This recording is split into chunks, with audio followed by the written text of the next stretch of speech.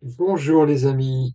Bonjour, je voudrais faire une vidéo aujourd'hui sur, disons, une remarque que m'ont fait certaines personnes, une difficulté qui semble peut-être gêner certaines personnes, qui est la suivante, c'est que les personnes me disent, bah dans la nature, on arrive très bien à voir notre vraie nature, justement, on arrive très bien à prendre conscience de la présence, de prendre conscience de qui on est vraiment dans les bois, dans la forêt, quand on est seul en fait. Mais dès qu'on est en relation, me dit-on, eh ben, ça devient plus compliqué. Le fait de devoir parler, le fait de devoir communiquer avec les autres, eh bien, me dit-on, ça nous identifie un nouveau personnage. Donc je voudrais, avec vous maintenant, aborder cette question. Peut-on voir sa vraie nature dans la relation, en relation avec les autres? Peut-on parler et voir sa vraie nature? Peut-on aller au travail et voir sa vraie nature, etc. Alors, c'est une question importante parce que si on ne peut pas voir sa vraie nature en relation, eh ben, alors on est condamné soit à vivre en ermite, soit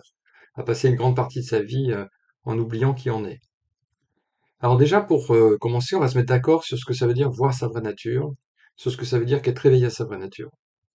Ça veut dire, c'est très simple, en fait, ça veut dire qu'en ce moment, vous ne voyez pas votre tête, n'est-ce pas? C'est comme ça que Douglas Harding a présenté l'éveil à sa vraie nature. En ce moment, vous ne voyez pas votre tête. Vous voyez mon visage, ça c'est sûr, sur l'écran là. Vous voyez le visage de José, mais au-dessus de vos épaules, vous voyez rien.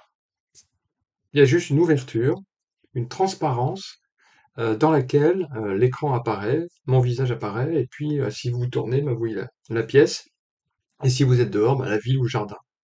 Donc, s'éveiller à sa vraie nature, c'est prendre conscience qu'au-dessus de vos épaules, il y a en ce moment un grand espace transparent, un grand espace éveillé transparent.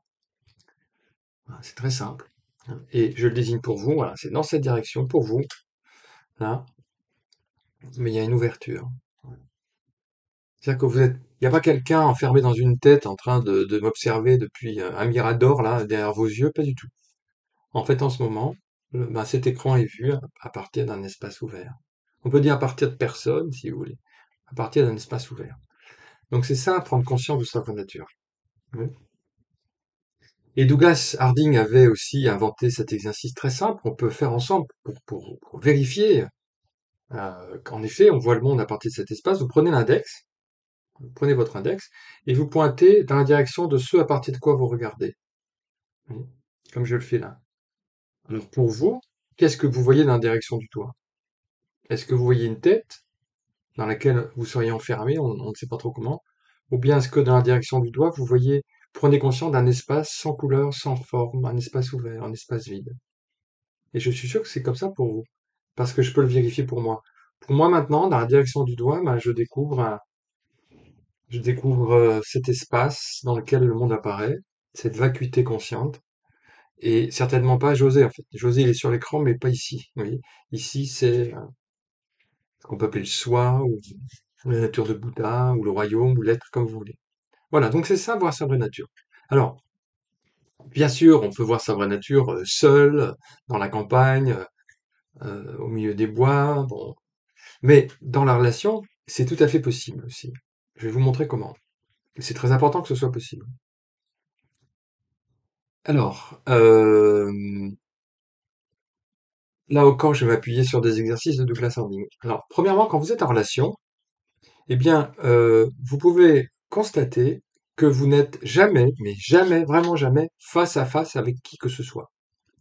Vous n'êtes pas face à face, vous êtes face là-bas à espace de votre côté. C'est-à-dire que la relation est dissymétrique. Oui. Donc, dès que vous êtes en relation, avec qui que ce soit, ça peut être avec un ami, un inconnu ou votre patron, vous pouvez prendre conscience que vous n'êtes pas face à face, vous êtes face à espace. Alors, pour vous en rendre compte, regardez le visage de José sur l'écran. Je suis pas avec vous là, en ce moment à côté de vous, mais ça change rien. Regardez le visage de José là sur l'écran. Bon, combien de visages vous voyez dans la relation avec José? Un ou deux? Vous voyez le visage de José, ça fait un, mais de votre côté, qu'est-ce que vous voyez? Un espace vide, hein? Donc, il y a un seul visage dans la relation, celui de José. Vous n'êtes pas face à face avec José, vous êtes face. Là-bas, il y a le visage de José, et de votre côté, pur espace. Pur espace. Oui.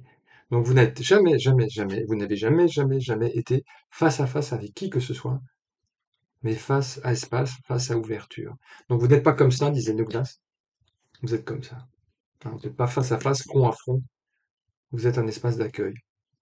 Donc déjà, si vous voulez, cette méthode, cette technique, si vous voulez, oui, vous permet de prendre conscience de l'ouverture en relation, vous voyez, tout le temps en fait.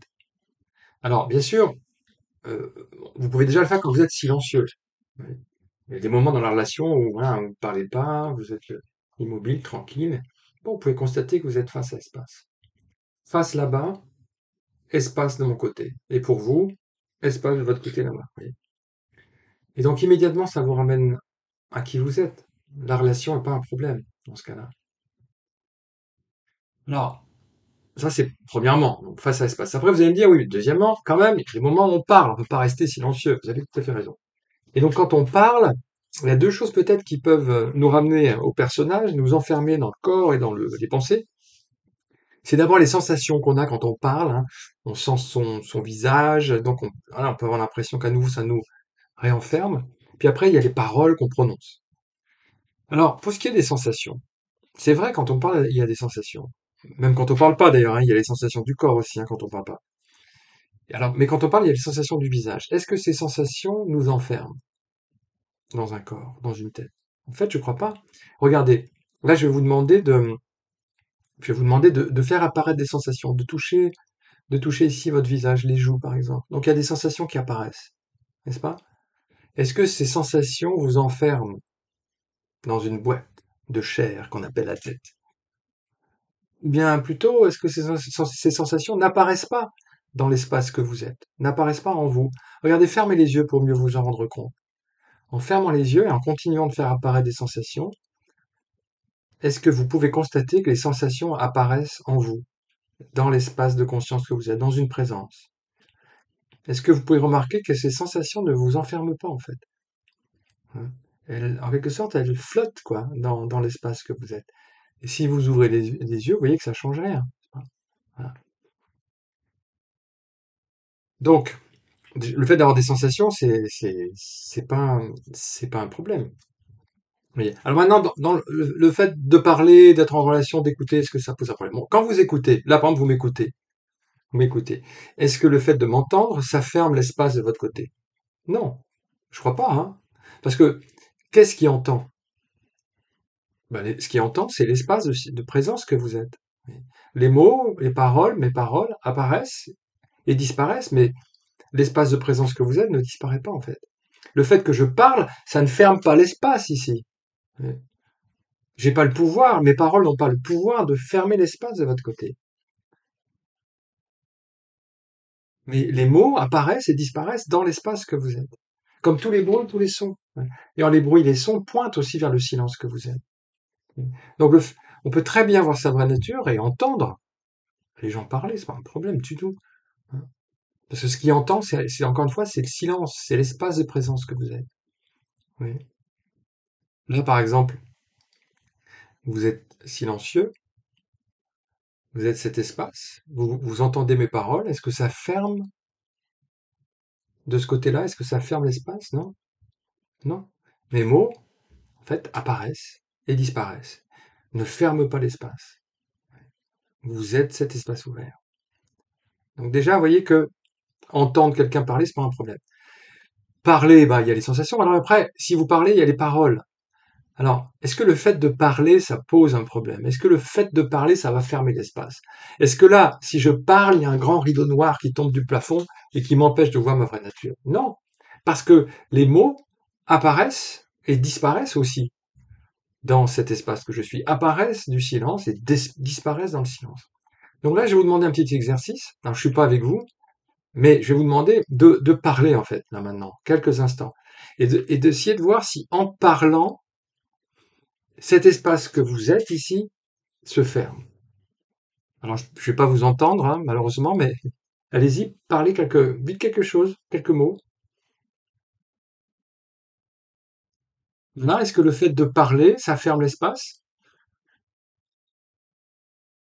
Pourquoi ça ferme l'espace? Il y a des mots qui apparaissent, mais l'espace, il reste ouvert. Et vous voyez que les mots surgissent aussi de cette vacuité. surgissent cette vacuité, disparaissent dans cette vacuité. C'est d'ailleurs curieux parce qu'on voilà d'où viennent les mots, ils surgissent quoi. Ils surgissent comme ça de cette source créatrice en fait. Ouais. Donc je peux tout à fait être en relation et continuer de voir qui je suis vraiment. Je résume, hein. Dans la relation, je suis jamais face à face, je suis face à espace, donc je suis grand ouvert pour accueillir le visage de l'autre, quel qu'il soit, ça peut être mon patron, mon ami, un inconnu. S'il parle, eh bien, ses paroles ne ferment pas l'espace. Alors vous allez me dire, oui, mais s'il me dit des paroles blessantes, bah, ce sont des paroles. Elles sont, elles sont ce qu'elles sont. Elles peuvent pas blesser l'espace. Elles peuvent pas blesser cette conscience que vous êtes. Elles peuvent faire apparaître des émotions parce que l'ego va peut-être juger que ce qu'il dit n'est pas juste. Mais bon, bah, vous accueillez aussi les émotions qui apparaissent en vous. Forcément, la relation, il y a aussi des émotions qui apparaissent. Mais elles apparaissent où? Elles apparaissent aussi dans cette présence de conscience. Et de toute façon, vous allez voir, quand vous êtes entré en relation avec cette ouverture, ça va être beaucoup plus tranquille, la relation, beaucoup plus tranquille, beaucoup plus apaisée pour vous, beaucoup plus apaisée. Donc, vous pouvez écouter à partir de cet espace et vous pouvez aussi parler à partir de cette présence sans difficulté, sans problème. Alors, ça demande un peu de pratique, je suis d'accord. Ben, mettons en pratique. Hein. Déjà chez vous tout seul, parlez, essayez de voir si ça ferme l'espace. Je vous garantis que non. Et ensuite sortez, allez acheter une baguette, allez me prendre un café et parlez aux gens et voyez si le fait d'entrer en relation, ça ferme l'espace. Je suis sûr que non. Je suis sûr que non. Oui. Et bien sûr, on peut continuer d'aller dans la forêt, dans les bois, et pour jouir de cette ouverture, accueillir, c'est magnifique d'accueillir les arbres, les animaux, le ciel. Mais on peut aussi jouir de sa vraie présence dans la cité. Parce oui, manifestement, nous ne sommes pas des ermites, puisque nous sommes là dans la vie, dans la cité. Moi, j'habite pas en plus, j'habite Paris. Il y a quand même beaucoup de monde, beaucoup d'énergie, beaucoup de bruit. Et voilà, et c'est tout à fait possible de voir sa vraie nature. Euh, donc voilà, il faut pratiquer. Et une chose aussi, vous connaissez sûrement cette phrase de Sartre que je cite souvent, l'enfer c'est les autres. C'est dans Huis clos qu'il écrit ça. Bon, malheureusement, il n'avait pas connu Douglas Harding.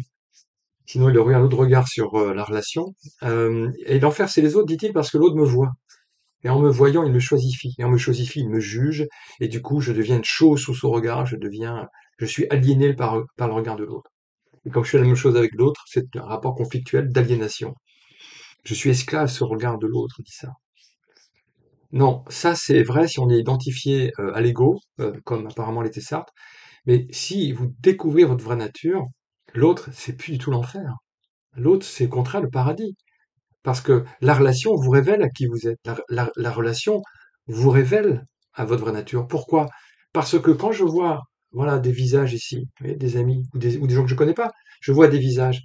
Bah, je constate que par contraste ici, il y a une ouverture. Là-bas, je vois une tête, ici, j'en vois pas. Là-bas, je vois des couleurs, ici, je vois une transparence. Là-bas, je vois des formes, ici, je ne vois aucune forme. Là-bas, je vois des âges sur les visages, ici, pas d'âge, etc., etc. Donc, comme la relation est dissymétrique, voir des visages, ça nous révèle avec vraiment force qui nous sommes vraiment, vraiment. Et du coup, là, l'autre, ce n'est plus l'enfer, c'est le paradis, en fait. Et puis même, on pourrait dire qu'en réalité, il n'y a pas d'autre, puisque il n'y a qu'une présence. Donc, vous êtes accueil inconditionnel, et vous êtes il y a une présence unique. Alors bien sûr, on pourrait se dire: «Oui, mais si je suis ouvert comme ça, je vais me faire marcher sur les pieds, je vais pas pouvoir fonctionner dans le quotidien». Si, si, si, vous fonctionnerez très, très bien parce que vous fonctionnerez à partir de la paix intérieure, vous fonctionnerez à partir de la liberté intérieure et plus de la peur, de la crainte et de la dépendance. Donc déjà, vous aurez une fluidité dans la relation, une fluidité et vous allez aussi vivre à partir d'un espace qui est complètement invulnérable. Cet espace, on peut rien lui faire. Alors, vous êtes, c'est un paradoxe, à la fois vulnérable parce que vous êtes ouvert, vous êtes sensible, vous allez être encore plus sensible, ça c'est magnifique d'être sensible. Mais en même temps, sensible, vulnérable et invulnérable, puisqu'on ne peut rien faire à l'espace. Donc votre cœur va s'ouvrir aussi. Donc vous allez pas du tout moins bien entrer en relation, ce sera beaucoup plus efficace en fait, beaucoup plus agréable, beaucoup plus joyeux d'entrer en relation à partir de cet espace ouvert. Et puis vous allez voir comment ça va, ce que ça va donner dans le quotidien. Il n'y a pas de règle, hein, il n'y a pas un guide, un mode d'emploi. Faites confiance à qui vous êtes vraiment. Faites confiance à cet espace. Faites confiance à cette ouverture. Vivez à partir de cette ouverture. Et vous allez voir les fruits apparaître très rapidement. Les fruits qui seront la liberté, l'absence de peur, la paix intérieure, l'amour, la gratitude, la joie. Et même si parfois voilà, vous avez l'impression qu'il y a pas tous ces fruits-là parce que il y a de l'émotion, il y a de la tristesse, ça peut arriver, de la colère parfois, c'est pas grave. C'est accueilli aussi, en fait. Ça aussi, c'est transmuté, c'est accueilli dans la présence. Ça ne ferme pas la présence. C'est une manifestation de la présence aussi. Oui. Voilà les amis, ce que je voulais partager avec vous. J'espère que ça vous aura intéressé. Et en tout cas, je pense que on a besoin aujourd'hui plus que jamais de cet outil pour découvrir, pour vivre la non-dualité dans la relation, pour vivre l'ouverture dans la relation.